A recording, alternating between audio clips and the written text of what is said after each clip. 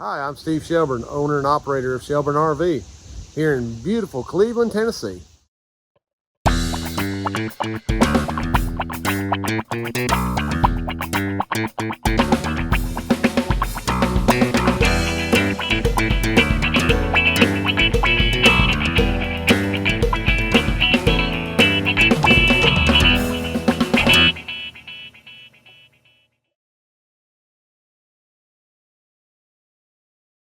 Well, good morning and Happy New Year's, and welcome to beautiful Northport, Florida. I am down here in my shop in Northport today working, and today we're going to be working on a little 6538 that came in from a American Dreams RV service up in Lake City, Florida, a little family-owned place up there.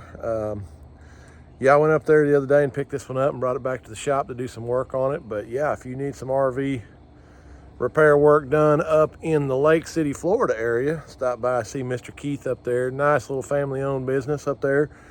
Started out basically like I did, just himself, and he's grown that into a really nice little facility up there. And so we brought this 6538 back down here. Had a little problem with a compressor.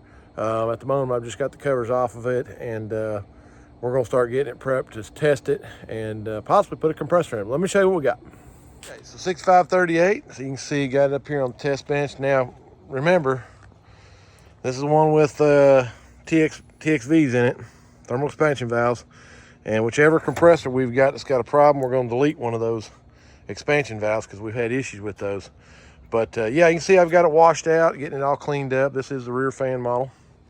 So here in a minute, I'm gonna let it dry a little bit, and then we'll get it in there, put the test box on it, and see what we got going on. So 6536 here that I pulled out of a Prevost bus down in LaBelle, Florida. Now you can see somebody's been in here playing, and one of the compressors was low, so we just swapped the unit out. This is one that I've got sold to a guy over in Fort Lauderdale and another 05 Prevost. So we're gonna go through this one, get it back up to the snuff, go through there and replace some stuff in it and get it prepped and ready, and then we're gonna take it over to him over in Fort Lauderdale in a couple weeks and get it installed. But yeah, we're gonna go through this one and get it all back up and ready to go. All right, now that we got the unit running, you can see we've got 3.24 on compressor 1, and we've got 8.16 on compressor 2. Now this will be a normal number. This unit right here, something's wrong with the charge on compressor 1. Now, I will tell you, when I got compressor 2 going just a minute ago, the amps were like way high. So let me see if I can do this with one hand. The amps were really, really high. That's supposed to read 40, 45. Yeah, that one's bad low. And this is the capacitor out of the outdoor fan motor, because I noticed it was dragging real bad when we first started. It doesn't even read. So bad outdoor fan cap and a bad capacitor on compressor 2, but we still got a low charge situation on compressor 1. So we're going to have to put a tap on this thing, see if we can figure out where the leak's at. I got this one all opened up, and you can see how dirty and muddy this thing was inside. So we're going to go ahead and get it all cleaned out and washed up and ready to go in there for a compressor.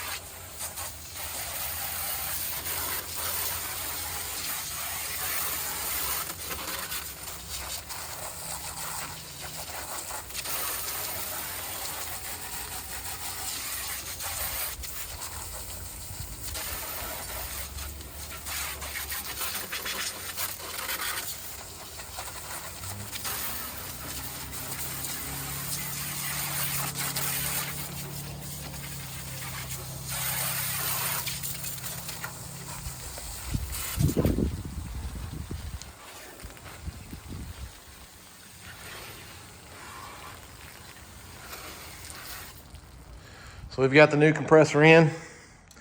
Obviously, TXV's been changed out with biflow valve. So all that's in. So now we're gonna start putting a vacuum on it, and I've already pressure tested it, no leaks. So we'll get it on the vacuum now. All right, so we got this unit up and going. 66 here in the shop right now. That's 36.5.